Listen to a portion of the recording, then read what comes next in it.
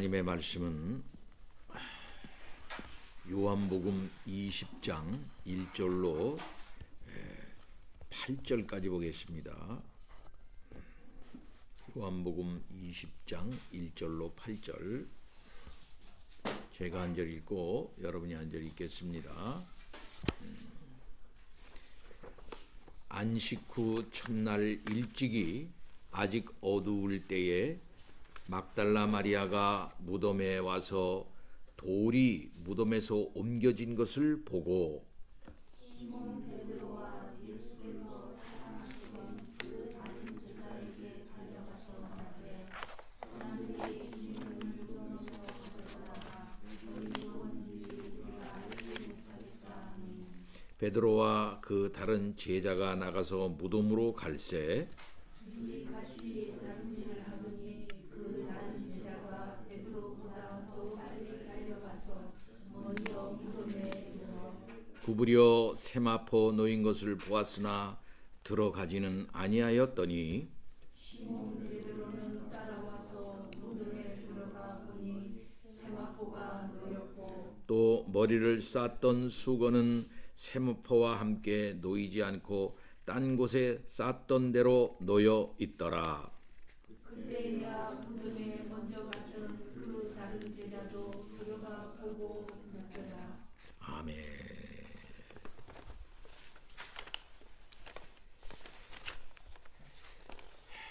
참 세상이 어지러운 모습을 보이고 있습니다. 정치적으로도 그렇습니다. 경제적으로도 앞날이 보이지 않고 있습니다. 도덕적인 면에서 볼 때에도 세상 사람들이 무엇이 옳은지 그른지 알지 못하고 헤매고 있는 것을 봅니다.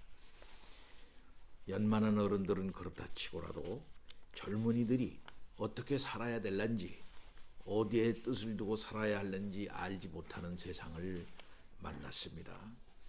참으로 모든 면에서 어지럽고 영적으로 어두운 시대를 우리들이 지나고 있습니다. 그러나 밤이 깊으면 깊을수록 새벽은 가까운 것입니다. 새벽이 가까운 그때 밤이 가장 어둡다 하지요. 그 어둠을 뚫고 분명히 새로운 날이 오고 있다는 사실을 믿고 의지하면서 오늘 본문의 말씀이 우리들에게 힘과 희망을 주는 그러한 말씀이 될 수 있기를 간절히 바랍니다. 아멘. 우리 주 예수 그리스도는 십자가상에서 다 이루었다라는 말씀을 하시고 돌아가셨습니다. 다 이루신 주님입니다. 이 땅에 주님께서 하나님의 뜻을 가지고 오셔서 전하신 모든 일들이 다 이루어진 것입니다. 그가 사명을 가지고 이 땅에 오신 그 모든 것이 이루어진 것입니다. 따라서 우리의 구원도 예수 그리스도의 십자가를 통해서 이루어진 것입니다. 우리의 영원한 삶과 죽음에 대한 운명도 예수 그리스도의 십자가로 말미암아 이루어졌다라고 말할 수 있습니다. 그리고 우리 주님은 돌아가신 것입니다. 그리고 아리마대 사람 요셉과 니고데모가 예수님을 무덤에 장사 지내는 동안 예수님을 따라다니는 사람들은 또 무엇을 하고 있었을까요? 가족들과 제자들은 아무도 여기에 등장하고 있지를 않습니다. 그러나 예수님의 무덤까지 따라가서 장례를 몰래 지켜보던 사람들이 있었습니다. 요한복음에는 기록되어져 있지 않지만은 마가복음에 보면은 그들의 이름이 나와 있습니다. 그들은 바로 막달라 마리아와 요새의 어머니 마리아였습니다. 그들은 예수님의 무덤을 확인한 후에 돌아가 가지고 향품과 향료를 준비하였다고 기록하고 있습니다.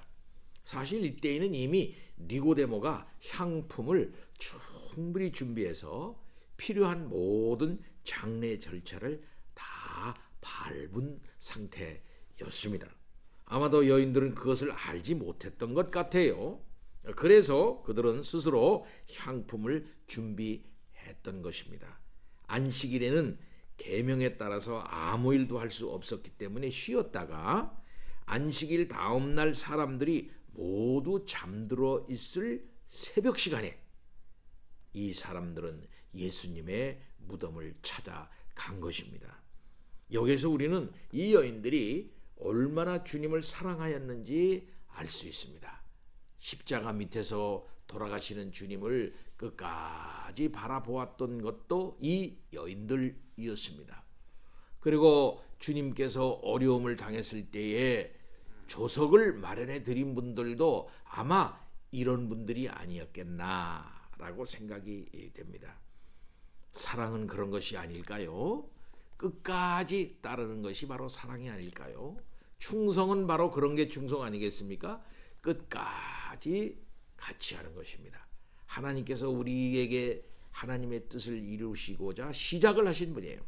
그 시작을 하나님께서 그만두지 아니하시고 계속 끊임없이 하나님의 놀라우신 능력으로 그 일을 진행해 나가시다가 결국은 완성에 이를 때까지 하나님께서 함께 하시는 것 아니겠습니까? 하나님의 이 충성은 신실이라는 말로 표현합니다. 신실하신 하나님. 하나님은 자기가 말씀하신 그 언약에 신실하게 충성하신다. 이런 표현을 쓸 수 있지 않을까요? 하나님께서는 이렇게 믿을 만한 분이라 이 말입니다. 하나님은 이 공수표를 날리는 하나님이 아니에요. 말씀을 해놓고 나 모르겠는데 잊어버렸는데 에이 어려운데 그만두지 뭐 이렇게 말씀하시는 하나님이 아니시고 계획하신 것을 우리들에게 알리십니다. 계시하신다 이 말이에요. 계획하신 때는 우리가 잘 몰라요. 그때까지는 알려주지 않으면 모릅니다. 그러나 계시를 하심으로써 알려줌으로써 우리들이 알게 되는 것 아니겠습니까? 하나님께서는 그것을 언약이라고 하는 것으로 우리들에게 알려주시는 것입니다. 그 언약을 통해서 하나님께서는 계획하신 것을 실현해 나가시는데 한 번 말씀하신 것은 꼭 이루고야 마신다 이 말이에요. 따라서 하나님의 그 언약에 하나님께서는 스스로 충실히 이행함으로써 하나님이 얼마나 믿을 만한 분인가 하는 사실을 우리들에게 알리시는 것이지요. 하나님의 사랑은 이렇게 언약을 신실하게 이루시는 것을 통해서 나타나는 것 아니겠습니까? 그와 똑같이 이런 사랑을 받은 우리들도 하나님처럼 끊임없이 어떤 어려움이 있어도 주님을 쫓아가는 것을 통해서 우리의 사랑을 나타내는 것입니다.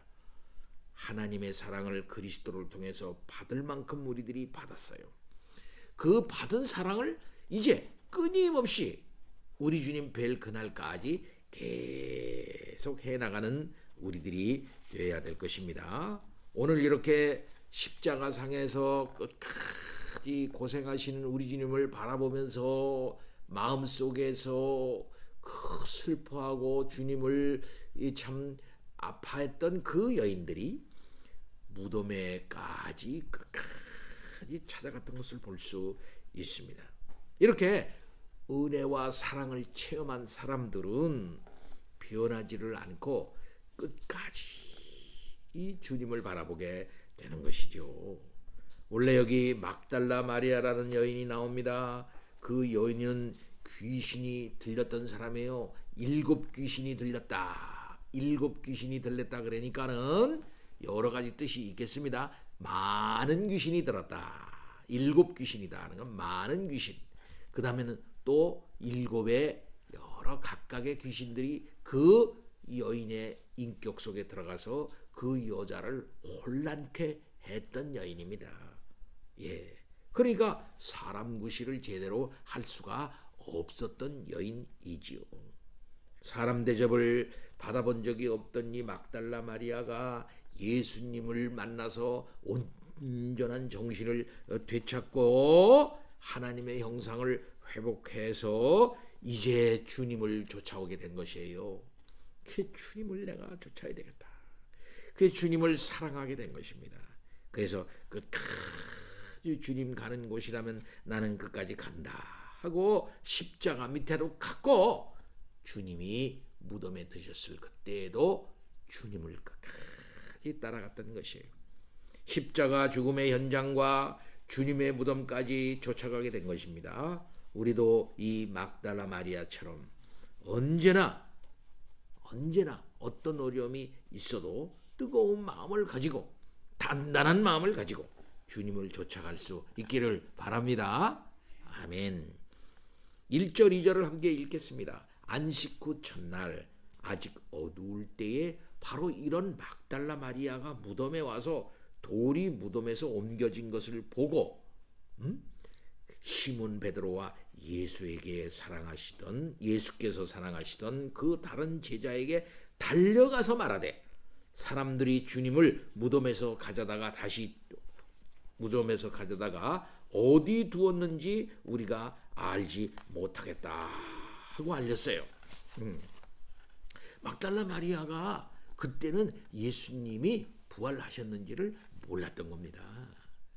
막달라 마리아는 혼자서 무덤을 찾아갔던 것은 아니에요. 빈 무덤을 발견한 후 베드로에게 달려가 보고한 내용을 보면 알 수가 있습니다.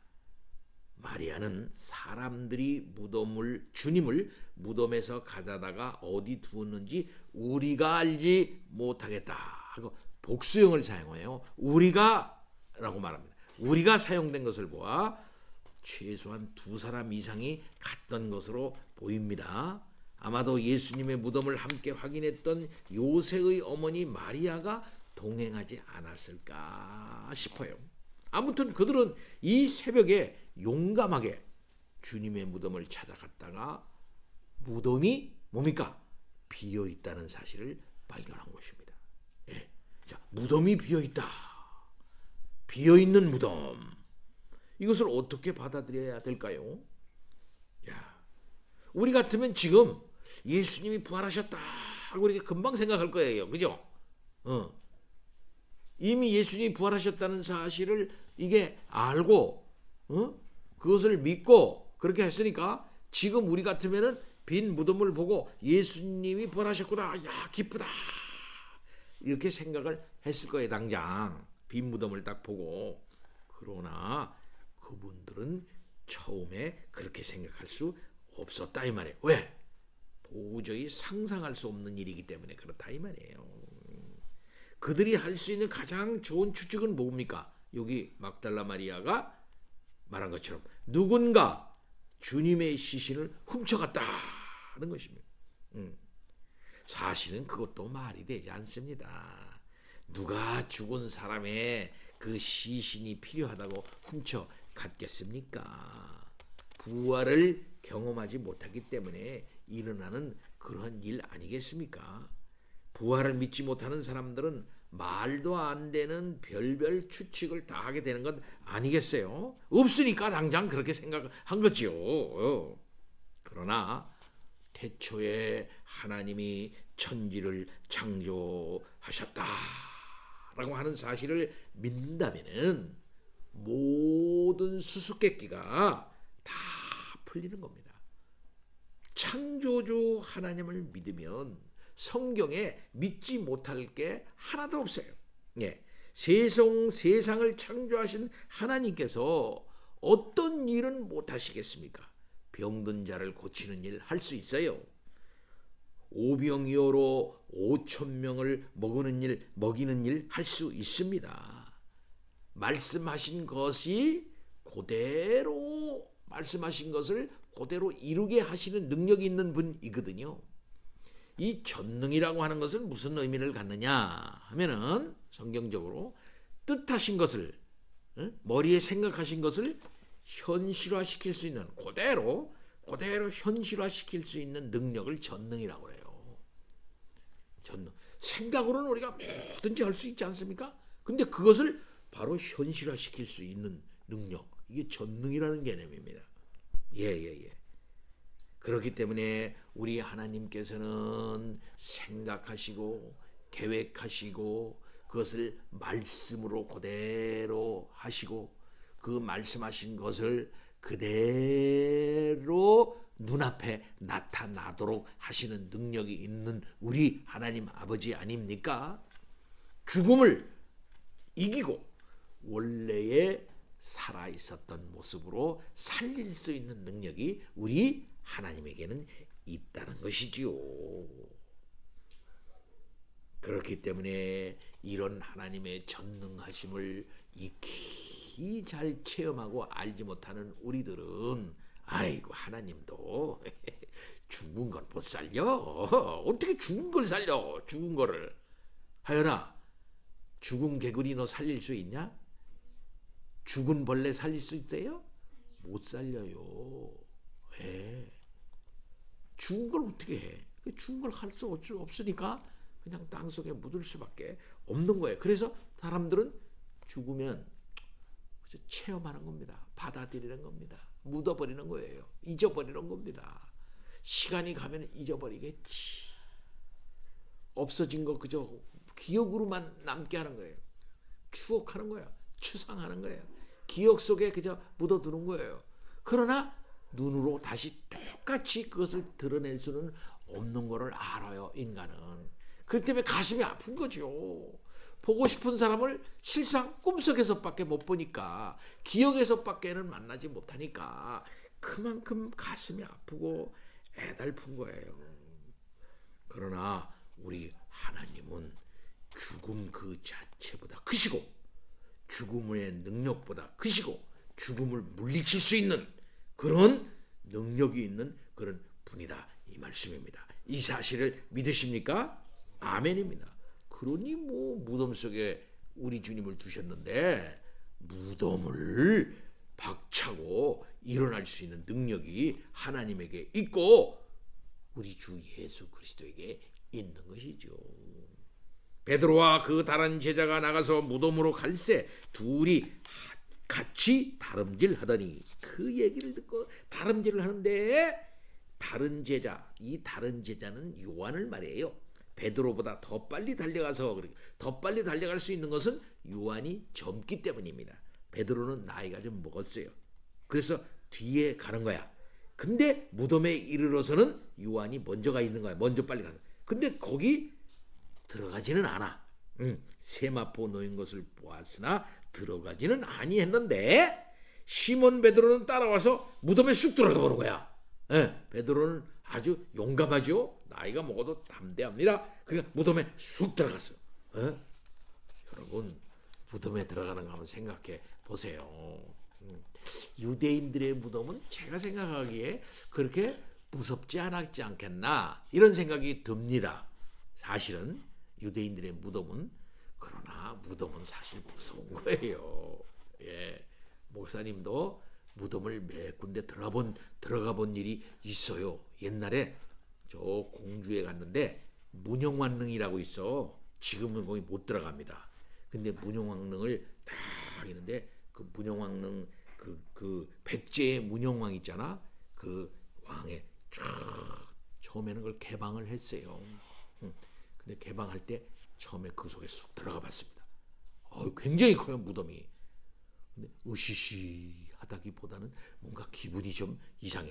들어가는 입구가 크지를 않으니까 요만한 문이 이렇게 해서 들어가요. 안에 들어가니까는 뭐 이렇게 벽돌로 이렇게 아주 멋있게 이렇게 딱 쌓여져 있고 굉장히 크더라고. 그래 들어가 보니까. 근데 무덤이라는 생각이 드니까 좀 으시시한 맛도 있었어요. 나중에는 그 무덤을 갖다가 사람들이 들어가면 이 탄산가스가 막 나오잖아. 그러니까 그게 안 좋다 그래가지고 거기를 이게 막고 이제 옆에다가 새롭게 똑같이 만들어 놓고 구경하게끔 하는 그런 것을 만들어 놓았습니다. 사실상 세상 사람들은 무덤을 굉장히 중요시 여겨요. 이집트의 피라미드, 그게 뭡니까? 사실은 무덤이에요. 무덤. 우리나라에 고대에 있었던 모든 이런저런 그 고고학적인 유물들은 거의 다 무덤입니다. 무덤을 어떻게 파느냐, 어떻게 조성하느냐에 따라서 그 사람들이 어떤 생각을 갖고 살았느냐, 어떻게 생활 풍습이 있었느냐, 생사관이 어땠느냐, 그런 것을 다 짐작할 수가 있는 거예요. 자, 하여튼 이 베드로가 그 속으로 탁 들어가 보니까 세마포가 거기 딱 놓였어. 또 머리에 쌌던 수건은 세마포와 함께 놓이지 않고 딴 곳에 쌌던 대로 놓여 있대. 그러니까는 그냥 만일 누가 훔쳐갔다 그러면, 예수님을 시신을 누가 다른 데로 옮겼다고 한다면은 그 머리 온몸을 싹 감쌌던 세마포를 갖다 그냥 그렇게 싹 개가지고 그렇게 놓고 머리에 올려놨던 그것도 그렇게 가지런히 그렇게 했겠어요? 그냥 마음대로 막 여러지리 흩어버리고 말았겠지요. 예. 그런데 그 세마포가 가지런히 개 있는 거야. 예. 놀라운 일이죠. 이것은 우리 주님께서 부활하셨다고 하는 어떤 결정적인 증거가 되는 것입니다.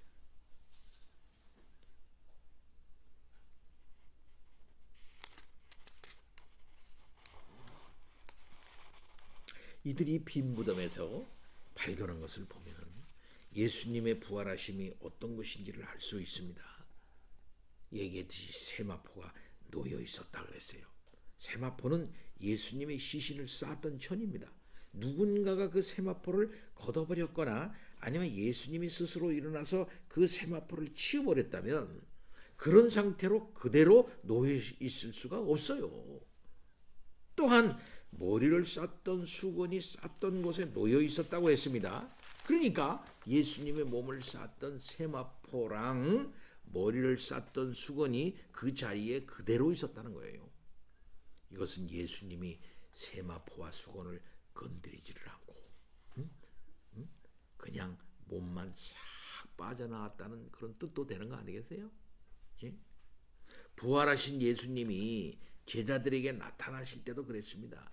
제자들은 유대인들을 두려워하여 모인 곳의 문들을 꼭꼭 닫아놓고 있었어요. 그런데 어느 틈엔가 주님은 그들 가운데 서셨습니다. 이게 뭘 말하는 거예요? 주님의 부활하신 몸은 더 이상 시간과 공간의 제약을 받지 이제 그것을 이겨낼 수 있는 그런 몸이 됐다라는 사실을 말한다고 저는 봅니다. 자기가 가고 싶은 대로 가시고요, 자기가 통과하고 싶은 데를 통과하실 수 있는 그런 육체를 가지신 그런 분이다라고 말할 수 있어요. 그렇다고 해서 주님은 영만 있는 분은 아니다. 영만 있는 분은 아니야. 영혼과 육체를 가질 수 있는 분이긴 하나 어떤 공간적인 제한을 충분히 이겨낼 수 있는 그런 분이시다라고 말할 수 있어요. 공간을 점하죠. 늘 얘기하지만 질량을 가지고 있다 이거야. 부피를 가지고 있다 이거예요. 그래서 부피라고 하면은 이 길이와 가로와 세로와 높이 3차원적인 그런 공간을 점하는 그런 부피를 가지고 있는 분인 건 분명해요. 거기 질량이 있어요. 그럼에도 불구하고 우리 주님은 가실 만한 곳에 충분히 가실 수가 있고 그곳에서 싹 없어질 수가 있고 하는 그런 놀라운 분이다라고 말할 수 있습니다. 그것은 엠마오로 함께 갔던 제자들에게도 그렇게 우리 주님이 딱 나타나셨다가 갑자기 그들이 눈이 밝아가지고서 우리 주님을 알아볼 때쯤 됐을 때 싹 우리 주님께서는 없어지신 그런 일도 있지 않습니까? 자, 그렇다고 귀신처럼 영혼만 둥둥둥 떠다니는 것 같은 그런 분이 아니다 이 말이에요. 또한 제자들과 함께 식사를 함께 나누시기도 했어요. 나는 살과 뼈가 있느니라. 부활하기 전과는 똑같은 몸이지만은 주님께서는 부활 이후에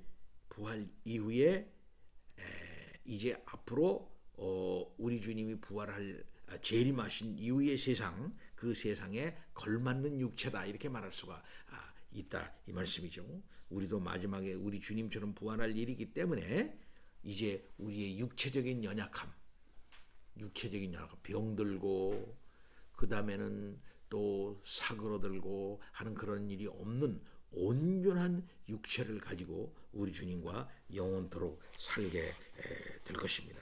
자, 주님은 이렇게 부활하신 거예요. 빈 무덤이 그것을 1차적으로 증명합니다. 예, 1차적으로. 이게 결정적인 증거라고는 보기는 어려워요. 왜? 우리 주님이 직접 나타나셔서 그 부활하신 것을 직접 보여주시고 성경으로 증명하실 때까지 이 제자들은 이 빈 무덤 그 자체를 가지고 주님이 부활하셨다라고 확신하기 어려웠어요. 따라서 결정적인 차원에서의 빈 무덤은 우리 주님의 부활의 결정적 증거는 낼 수 없어요. 그러나 부차적인 증거는 낼 수가 있는 것 아니겠습니까? 그래서 우리 주님은 이때부터 나타나셔서 우리 당신님께서 실제로 부활했다고 하는 사실을 제자들에게 이렇게 보여주시는 거야. 곧 육체로 부활했다. 성경대로 부활했다. 응? 역사적인 부활의 사실을 역사적으로 그 부활의 성격이 어떤 것이다 라고 하는 사실을 이제 차근차근 우리 주님이 하늘에 올라가기까지 약 40일간에 걸쳐서 그것을 가르쳐 주시는 거예요. 이 일을 지금 하시게 되는 것이죠. 자, 사랑하는 성도 여러분, 죽음은 예수 그리스도가 이기신 거예요. 죽음은 보편적으로 예외 없이 모든 사람에게 임합니다. 그러나 우리 주 예수 그리스도는 죽음을 깨버리신 거예요. 그것은 죽음보다 크신 분이다. 죽음보다 능력이 있는 분이다. 라고 하는 사실을 분명히 보인 겁니다. 사람은 죽기 싫어요. 목사님도 죽기 싫습니다. 오래오래 살고 싶어요. 잘 살고 싶어요. 멋지게 살고 싶어요. 건강하게 살고 싶어요. 그러나 그렇게 안 돼. 안 돼. 예, 병들어요. 몸이 약해져요. 죽음은 서서히 우리를 파고듭니다. 그러나 우리 주님은 그 죽음의 그 능력을 일거에 이기시고 무덤을 박차고 나오신 우리 주님이신 겁니다. 그래서 하나님의 보이지 아니하는 그분이 이 땅에 육체를 가지고 오신 것도 곧 성육신도 이 엄청난 하나님의 능력이에요. 엄청난 기적이야. 그렇죠? 응? 그분이 이 땅에 오셔서 모든 병을 고치고 모든 잘못된 질서를 원상태로 돌리시는 그런 놀라운 능력을 행하시다가 드디어 이 땅에 임한 이 무서운 죽음을 갖다가 일거에 깨뜨리시는 놀라운 능력을 보임으로 말미암아 우리 주님이야말로 우리 하나님이야말로 너무나도 능력이 있는 분이시다. 전능하신 분이시다. 이 세상에 어떤 힘도 그를 이길 수가 없다. 진정한 왕이시고 진정한 주님이시다 라고 하는 사실을 보이시는 거예요. 이 부활의 의미를 우리들이 이제 여러 방면에서 우리들이 생각하면 큰 은혜가 되는 것입니다. 아무쪼록 이 봄날에 예수 그리스도의 놀라우신 이 죽음의 권세를 깨뜨리신 이 사실이 우리 모두에게 그래 모든 것을 끝내주신 분이 결국은 죽음의 권세까지도 물리치심으로 말미암아 그 능력이 끝낸 능력이 완성된 능력이 얼마나 구체적이고 실질적인 능력인가 하는 사실을 보이신 것이다 이 말이에요. 그러니까 죽음을 본 제자들이 주님의 부활을 본 제자들이 주님의 승천을 본 제자들이 오순절 성령 강림으로 말미암아 확신하게 될 때에 흔들리지 아니하고 주 예수 그리스도야말로 진정한 주다. 그가 가장 세상에서 높은 분이시다. 누구든지 그를 믿으면 구원받고 누구든지 그의 모든 권세와 그 능력에 복종해야 된다라고 말하는 게 사도행전이라는 거죠. 그래서 그들은 흔들리지 않고 주의 모든 은혜와 사랑 가운데 살아갔던 것입니다. 아무쪼록 우리 모두도 이 은혜가 충만할 수 있기를 바랍니다. 아멘. 다 같이 기도합니다. 하나님 아버지 참 감사합니다. 우리 주님은 빈 무덤을 남겨두고 부활하셨습니다. 아버지 하나님, 우리 주 예수 그리스도는 그렇게 해서 여자들과 만나시고 제자들과 만나시고 또 두루두루 여러 실망에 빠져서 흔들리는 제자들의 신앙을 붙잡아 주시고 주님의 부활이 얼마나 역사적 사실 가운데 이루어진 것인가 하는 사실을 분명히 밝히시고 그 부활의 성격이 무엇인가를 밝혀주시고 그들의 신앙을 붙잡아 주시고 난 다음 하늘로 올라가셨습니다.